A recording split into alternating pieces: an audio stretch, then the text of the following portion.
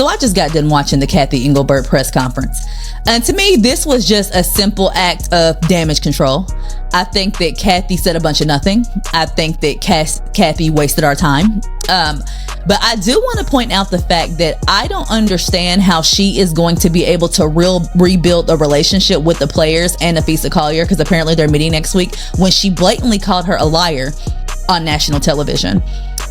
At first, the excuse was there's a lot of inaccuracies about our conversation and what was said. And then when the particular statement that was brought up about Caitlin Clark, she simply said that she did not say those things.